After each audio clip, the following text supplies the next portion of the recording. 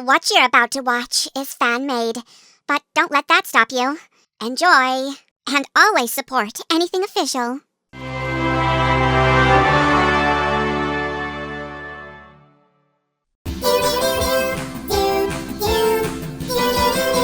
What's up, Munkcast listeners? Welcome back to another episode of the Munkcast. I'm your host, Alvin Seville. And as always, I'm Simon Seville, here to maintain at least a little bit of structure and sanity. And I'm Theodore Seville, and I brought snacks. You can't have an episode of the Munkcast without me, Brittany Miller. And I'm Jeanette Miller, here to bring just a touch of intelligence to the show. And I'm Eleanor Miller, ready to just answer your questions. And believe me, we got some good ones today. You guys sent in a ton of questions, so we're just gonna dive right in. Right. First question then, please.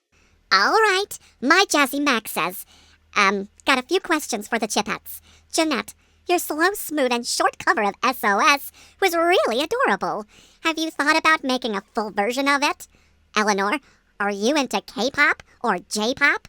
Brittany, when performing the girls of rock and roll / boys, it got me curious. Have you taken aerobics before, and do you still take aerobics today? Well, this is a refreshing change of pace. Usually, Alvin's the one getting interrogated first.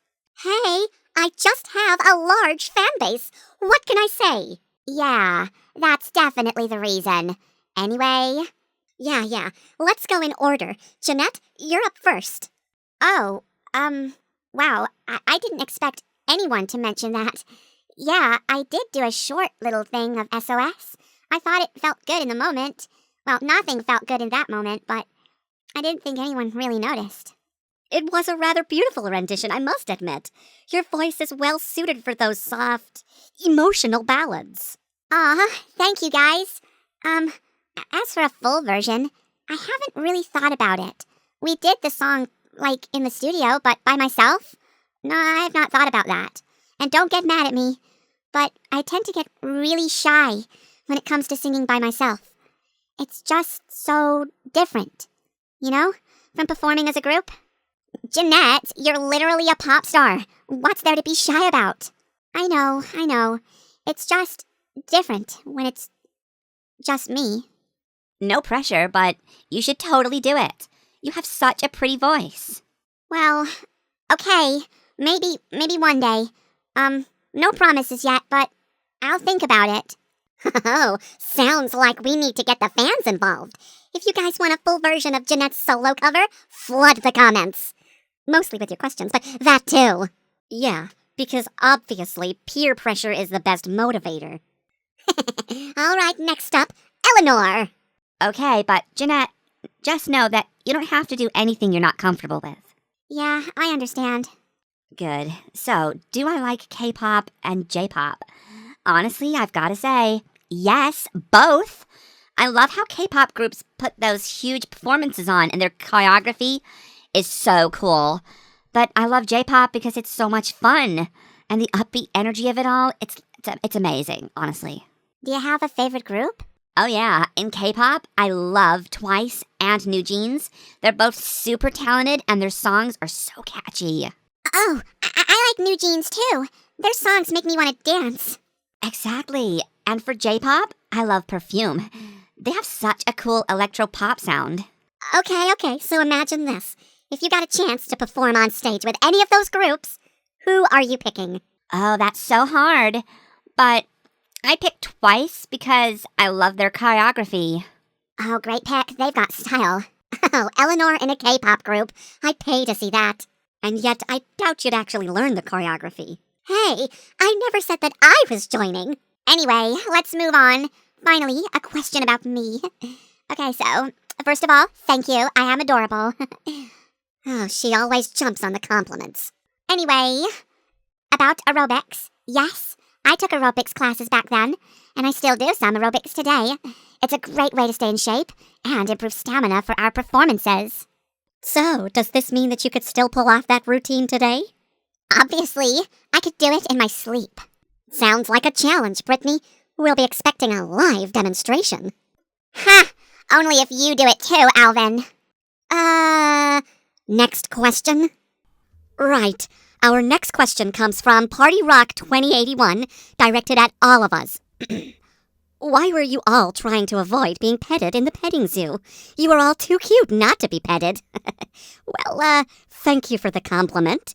The situation was a bit more complicated than just avoiding being petted. Yeah, that was a total mix-up. I booked us for a birthday party gig, thinking we'd be performing, and it turns out we booked as part of a petting zoo, as the pets. I remember being excited at first. I mean, who doesn't love a petting zoo? But then I realized we were the ones being petted. Exactly. Do you know what it's like having kids with sticky fingers trying to touch your hair? Not happening. Yeah, that was pretty bad. And it wasn't just petting. They picked us up, like full-on scooped us up off the ground, like we were plush toys. One girl grabbed me so tight around the waist, I could barely breathe. And don't forget the twirling. Some of them were swinging us around like we were rag dolls. And that one kid who kept saying, I want to take it home. Like, excuse me, I'm not a souvenir. Yeah, and some of them would not let go. It was like, how tightly can you squeeze the chipmunks before they pop? Oh, yes, because nothing screams fun birthday experience like being physically restrained by a 5-year-old. Well, some of them were really nice. Yeah, tell that to my ribs. I'm sure it hurt, Brittany, and your ribs aside, it seems to come up a lot this series. Our main concern was avoiding exposure. Being treated like typical animals in a petting zoo poses a significant risk to both our privacy and our safety. Not to mention, it's a bit demeaning. We're performers, not pets. I remember this this one kid trying to feed me a carrot. It was sweet, but also awkward.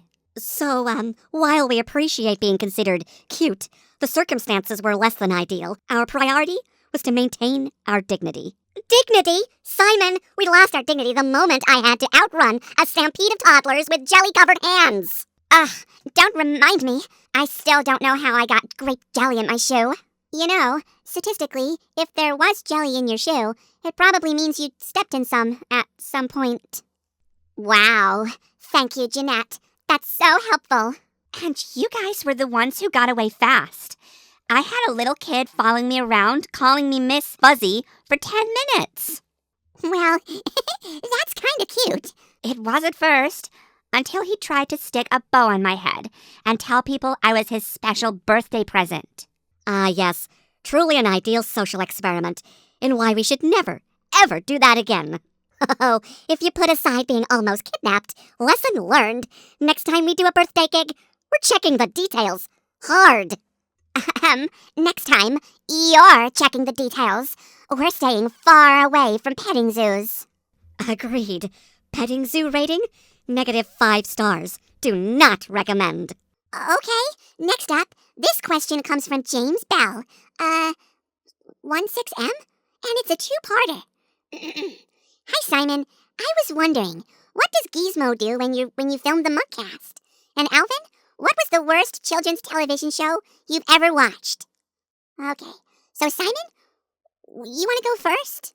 Well, Gizmo. Your robotic child. Yes, Alvin. My robotic child. Gizmo is a robot I created with advanced emotional intelligence and learning capabilities.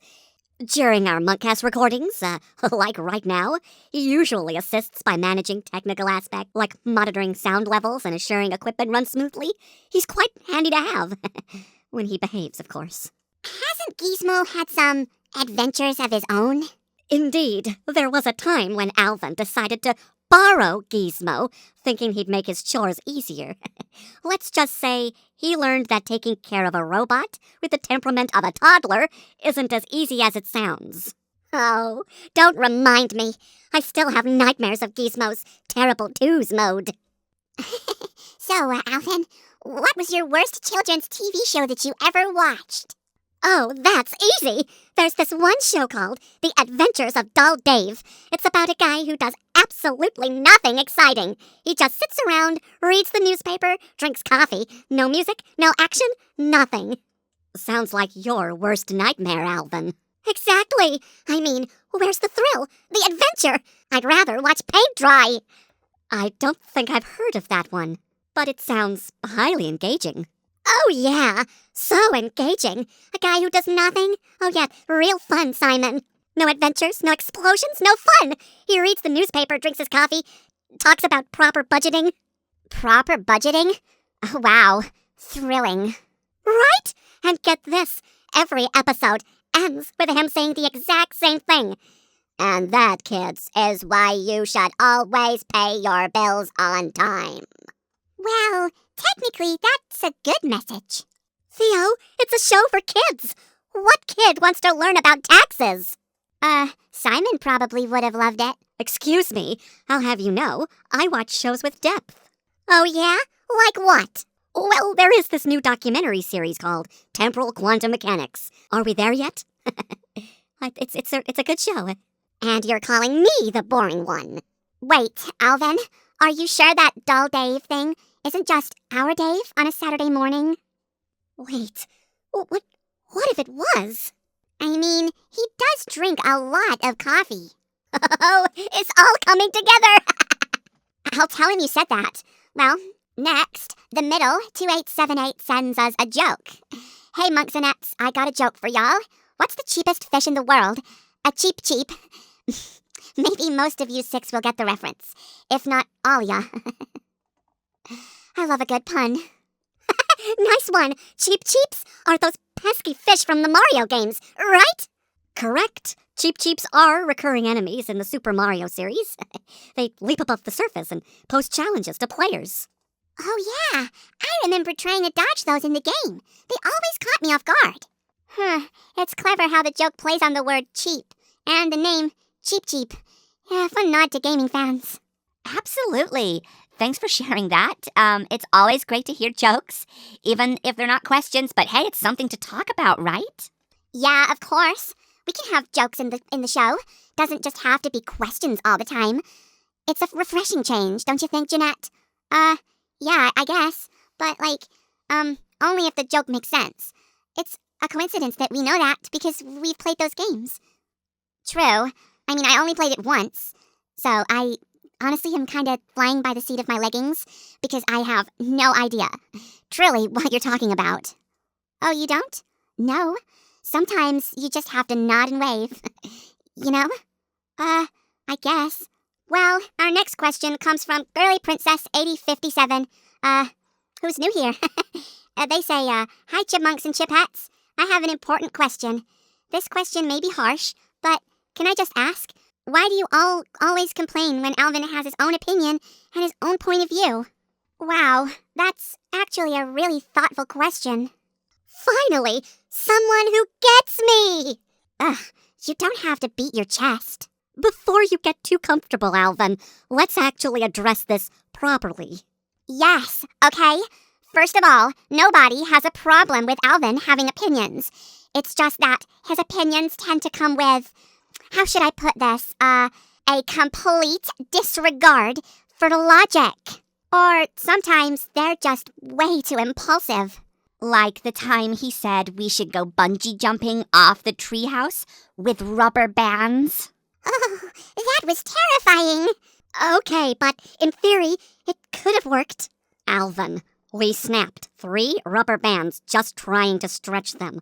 One of us would have been launched into the next neighborhood, or directly to the floor when they snapped. Oh, still faster than taking the bus. See, this is why we complain. Alvin's opinions tend to sound more like last-minute bad ideas than actual thoughts. It's not like we don't value what Alvin has to say. It's that sometimes he doesn't think things through. And when we call him out on it, he doubles down instead of listening. Exactly. It's not about dismissing his point of view. It's not always bad. Sometimes his ideas work. But it's about making sure he doesn't lead us into certain disaster. Thank you, Simon, I think. Well, there was that time you suggested we open a lemonade stand, and it actually went really well. Yeah, that was a great idea. Yeah, until Alvin tried to turn it into a high-speed lemonade delivery service and nearly crashed a bicycle into Dave's mailbox. Ah, yes, another brilliant display of Alvin's visionary thinking. Okay, mistakes were made, but come on, I take risks. That's what makes me, me. And that's totally fine. But sometimes you need to slow down and consider other perspectives too. It's about balance, Alvin. All right, fine. Maybe I don't always think things through. Understatement of the century. But I still think that some of my ideas were genius. Uh-huh. Just remind me never to test them firsthand. Well, at least we know you'll never be boring, Alvin. Oh, and that's what matters most. Okay, this one's definitely different. Mitchie3680 sent in a hypothetical question for us all. The premise is that a long-fingered woman approaches you in the forest, and she asks for half a finger. You can either have half a time machine or learn half a language. Which do each of you choose? What? Oh, this is amazing! Creepy forest lady? Time machines? This sounds like an epic adventure. Yes, except one problem. Why is she asking for half a finger? What possible use does she have for it? Yeah, no thank you. I'm not about to lose part of my manicure for anything. Do we get to pick which half of the finger? Because some halves, they're way more important than others. Okay, setting aside the very concerning payment method, which option is actually worth it? Well, half a time machine is useless. It's not functional. You'd have, what, a seat? A lever? Without a full machine, there's no time travel. Or maybe you just get the front half, and your legs get left behind in time. What? Alvin, that's terrifying. Hard pass. I'm not about to become half a missing person case. Besides, I like my legs. They're pretty. So that leaves us with half a language, which honestly sounds really frustrating. Agreed. Knowing half of a language means you'd never be able to hold a full conversation. You'd be constantly hitting a wall mid-sentence. Yeah, imagine learning half of French. You'd be like, bonjour, je voudrais, I don't know the rest. Oh, please. I already speak the only language that matters. Fashion. That's not how languages work, Brittany. Okay, but if we had to choose, what's everyone picking? Neither. The logical choice is to keep all 10 fingers and just learn a language normally. Boring. I'm totally picking half a time machine. But why? Because then I can figure out how to build the rest. Boom! Time travel secured. Yes, because obviously you, Alvin Seville, are gonna crack the secrets of quantum physics with half a machine. Hey, anything's possible. If I had to pick, I would go with half a language. Preferably something chic, like Italian. Because I'm not losing half my body in some time machine, as well as a finger. It's a raw deal. Same, but I'd pick Japanese. That way, I could at least understand some of my favorite anime without the subtitles. I could just learn the rest, right? Half of a language is frustrating, but better than a useless time machine that dismembers you. I'd go with German. Yeah, the language and learning German. I'd just keep all my fingers. I don't really need to learn a language, and I don't want to get cut in half. I like having my butt where it is. Smart choice, Theodore. Lame choice, Theodore. Okay, so final results. Most of us picked a language. Alvin's risking his body in time travel, and Simon and Theodore are keeping all their fingers. Maybe the long-fingered lady just needs someone to help her file her nails. Or maybe she's collecting fingers in half our bodies in weird time travel experiments. Fingers on one shelves, our butts on the other. Ugh, okay, gross. Let's move on. All right, fine. Oh, this one's a real stinger. It comes from Kimora Bland, and it's a question for all of us, but especially Simon and Jeanette. Do we have to clear our throats before Never mind. What are your guys' opinions on the waggle dance? And it's a fascinating communication source in the insect world. Also, would you use it in real life? What? To communicate with each other or just for fun? Okay, am I the only one here that just realized that bees are literally out here shaking their butts to talk? Oh, is that what it is? First off, I'm surprised you even know it's bees, but technically, yes. The waggle dance involves precise abdominal movements that... Nope, sorry, Simon. You can say precise abdominal, that's it, movements, all you want. But these bees are just twerking for science. Oh, ew. So they're just out here wiggling their butts at each other like it's some kind of bug nightclub? Actually, yes. The more intense the waggle, the better the food source. It's literally their way of saying, guys, you have to try this place. Okay. I love bees, but I did not need to know that they have a better communication skill than some people I know. Well, I mean, they do really make good honey, so I guess their little, butt wiggles must be working. Exactly, Theo. You ever think about that? All the honey we eat, it was coordinated through thousands of little fuzzy guys shaking it in their hives. Never eating honey again. Fascinating. The exact same information I just explained, but suddenly Alvin presents it like a low-budget dance battle. And now it's ruined for you? Simon, I draw the line at shaking my butt to communicate. Actually, why do we draw the line there? Think about it. Nonverbal long-distance communication? It could be incredibly efficient. I mean, if we could develop our own waggle-based system of, signaling important information, we could potentially... Look, you see that? Use full body movements as a universal language. Oh, no. It's happening. Jeanette's trying the waggle dance. She's entered full butt mode. Scientifically, Jeanette has a point. If perfected, a waggle-based communication system could work across long distances without requiring any vocal interaction. No, Jeanette, please, cut that out. It's not gonna become a thing. I am not gonna start twerking at people just to tell them where the best cafe is. Brittany, imagine if that's how restaurant recommendations worked. Just a little waggle and suddenly everyone knows where to go. Oh, Brett, this changes everything. No, we are not adopting bee culture. Well, wouldn't it technically be Seville culture, since we'd be the first ones to do it? An interesting perspective, Theodore. We would indeed be pioneering a new form of nonverbal expression. See? Theo gets it, and Jeanette is already on board. She's halfway to being a professional waggle dancer. And honestly, I love it. It's fascinating from both a scientific and cultural standpoint. I'm just glad there's no cameras in here. Can't you all just text like normal people? Brittany, it's too late. The waggle revolution has begun. Okay, but can we keep the honey part? Because I really like honey. Agreed. We accept the waggle and the honey. It's a package deal. This is my nightmare.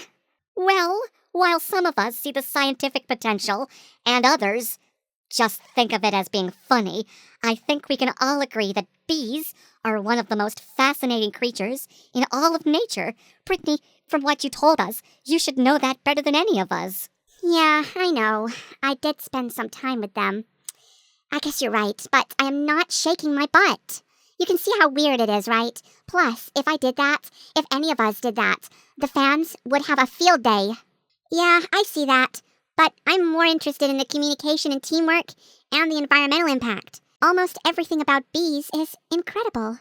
And also, they shake their butts for a living. Someone, please, cut his mic. Okay, I was just kidding. All right, that was a wild ride, seriously. We had so many great questions today. Agreed, some were insightful and some were less scientific, but all of them were entertaining. I really enjoyed it, especially the waggle dance. It's not every day you get to discuss bugs. I love bugs. Ugh, don't remind me. I'm still recovering from the horrifying mental image of us all waggling our butts just to say, hey, the cafe is 2 blocks that way. Oh, come on, Britt. Admit it. If anyone could pull off a chic waggle, it's you. I am not entertaining this conversation. Okay, if we're still discussing this for some reason. I thought we were signing off, but okay, I think that the waggle dance needs to be mastered by Jeanette. Oh, absolutely. I mean, think about it. It's scientifically accurate, it's efficient, and adorable. Yes, but let's not forget the main issue. Our hips are not built for precision-based waggling. Oh, speak for yourself, Simon. My waggle game is strong. Oh, can we do some dance training and include that? Now you're doing it, Alvin? No, please, stop this. It's gross. I don't want to see that. I'm gonna have nightmares now. Moving on, please. All right, it's exhausting anyway. I guess we should wrap this up. Seriously though, huge thanks to everyone who sent in questions today. And if yours hasn't been featured yet, you don't need to keep repeating it on every video.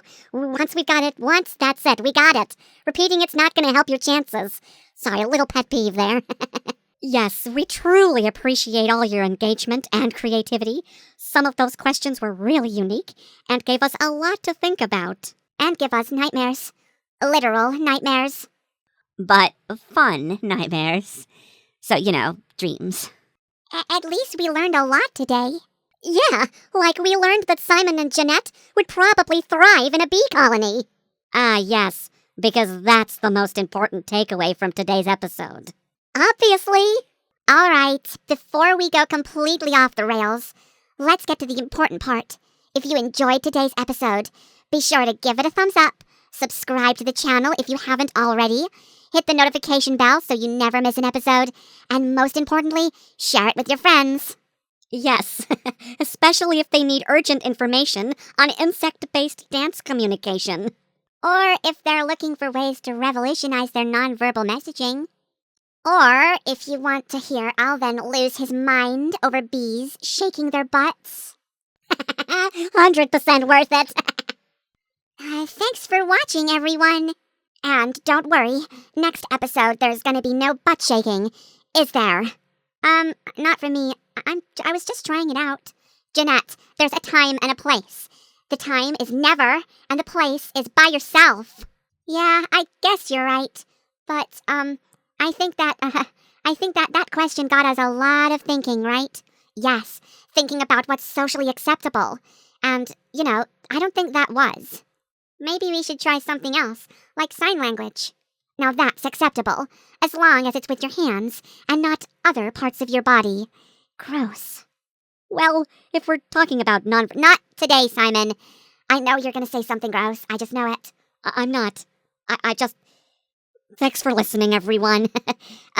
This is getting weird, so like and subscribe, and until next time, keep on monkin'.